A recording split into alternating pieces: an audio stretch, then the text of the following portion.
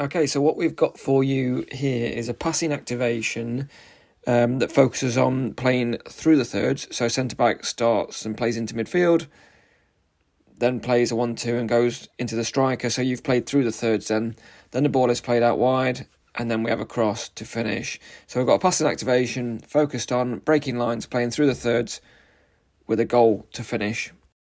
Just to talk you through that properly, so the centre-back here has played into the centre midfielder.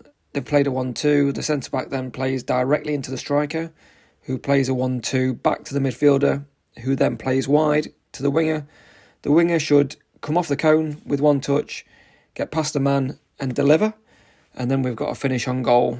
But you want to whip that ball in, that wants to be whipped in, not floated. Quite a simple setup for this one, and you can do this on a five-a-side pitch, you can do it on an AstroTurf, you can do it on the grass, obviously. I've used mannequins in the animation here, but understand not everybody's got mannequins, so cones are fine, poles are brilliant, poles work perfectly, and that's what I'd probably use for this, to be honest. But in terms of setup, so you'll have four poles, a goal with a goalkeeper in, and you want to try and make it as realistic as possible in terms of distance, but I get that you don't always get the chance to do that with certain surfaces and certain places that you would do this training. Players will be following their pass as well, so you can either, it depends how many you've got, right? So I've got 4 or 5 players plus the goalkeeper, 6 here. You might want to duplicate one that goes out left as well as one that goes out right, so then you can double up and you've got potentially 10 to 12 people that are then involved in the drill. You can have 2 people on each station so that it's fast and the balls are moving quickly. As soon as they've had a shot, the next ball's in play. You might want to have multiples of this so that you've got a couple of these together, and you're just keeping people interested and keeping people busy all the time. And like I say, players will follow their pass so they get onto the next station. In terms of how you might evolve this, so this is completely unopposed in this example. You might want to go through the phases, so you might want to have some interference. So you have a defender in and around a zone that applies a little bit of pressure. Now, what interference means is that they don't apply pressure to win the ball, but they apply pressure for realism. So, for example, you might have a player out here that applies a little bit of pressure to the person that's delivering and crossing the ball. That makes it a little bit more realistic and a little bit more intense for that player, so the quality is better, but they're not trying to win the ball, so it doesn't slow the drill down. I always like to add some interference into these drills after we've got the pattern right, so keep it unopposed for a period of time, then move to a situation where you're going to add interference in, so defensive players that are applying pressure but not trying to win the ball. And the reason I do that is because sometimes these unopposed drills can be a bit slow, be a bit lethargic. Players aren't doing it at the intensity it requires. Sometimes you have to really motivate them and get them to go through the gears to add that level of intensity in, because there is no reason to have intensity. There's no one pressing you, there's no one trying to win the ball off you. It's all very easy. So a little bit of interference, maybe a defender in and around each station, just to apply a little bit of pressure to the ball, just so the players have got to think about the touch, where they're playing the ball, and what they're going to do with that ball, and how they're coming off the cones, etc. So all the game style movements then start to come to life. From then having interference, you might want to then evolve it to having an actual match style opposition, so actually have some defenders in there that are going to try and win the ball. So in this situation, to start with, you might have one defender in between the 2 players, and again in the next section that's trying to win the ball.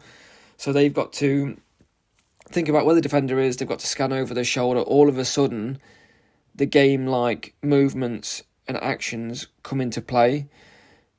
They've got to think about how they're touching the ball, where they're touching the ball to. And you might allow them the freedom to not have to execute this passing pattern exactly. If they need to take a touch because the defender's got really touch tight to them, and they need to play back to the person that's just played on the ball, that's fine. They might need to cut a different angle.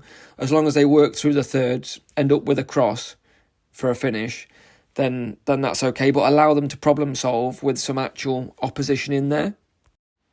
When you do add opposition in, though, just remember, keep it in an overload situation, so the players with the ball have the advantage with the overload, because you still want the pattern to be executed. One final advancement that you might do of this session, so you've gone from unopposed into interference and then into opposition, is with an overload, is then to go into, if you do go into match play, make it so that if they do execute a very quick play through the thirds with a goal, then they score an extra goal for it. Just reward the stuff that you've been working on. So if you see them play from centre-back into midfield into striker very quickly, direct forward play, then reward them for that. Because the objective of this session would be, are we looking forwards? Are we playing forwards? Okay, so in terms of the coaching points that we're trying to land during this drill, like I've said earlier, you tend to lose the intensity in sessions like this. So are players scanning? Are they doing the right movements that you would expect them to do in a game? So the first one, really important one, scanning. Even though they've got no opposition in the unopposed situation, make sure they're checking their shoulder and they're communicating as well. They're asking for the ball. So they're checking the shoulder and then asking for the ball. Movement off the station is really, really important. So whether it's poles, mannequins, cones, whatever it is, you want that little movement. So come to the pole and then dart off, just like you would in a game, where you're moving forward and moving backwards, just to move the opposition slightly. But that little bit of deception, just to come and get the ball. We train as we play and we play as we train, so we need players to be doing that in situations like this. Weight of pass is the next one, so really important in drills like this. So is it underweighted or overweighted that we're practicing? Both things there would slow session, would slow a move down. So this means that the player that's coming onto the ball has to readjust, has got that pick the ball up, and it just slows everything down. And if you imagine the weight this is correct, a game like scenario, is it too weighted? Is it a counter attack? Underweighted, so the person that's on a match to receive it, if the weight slows down, has to readjust, slows everything down, slows the whole movement, gives the opposition time to get back in. You potentially could be counter attacking here. The weight of pass, the weight of pass, looking defenders can get back in. The execution is correct as well. So is the technique correct? Is the body shape correct? Are they leaning back? Are they over the ball? How are they positioning their body when they're receiving it and playing it? So those are the sort of things that we need to get right. Communication is something that we also need to make sure is going on during this drill. Are they asking for the ball? Is there communication both sides of the ball, so the person playing and receiving? And that's going to drop off in a drill where they know exactly where the ball needs to go and it's structured where the ball goes. Communication will stop, so make sure that happens.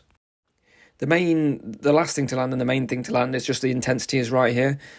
Ultimate objective is that we're landing a passing pattern that plays through the thirds and we can ultimately score goals from.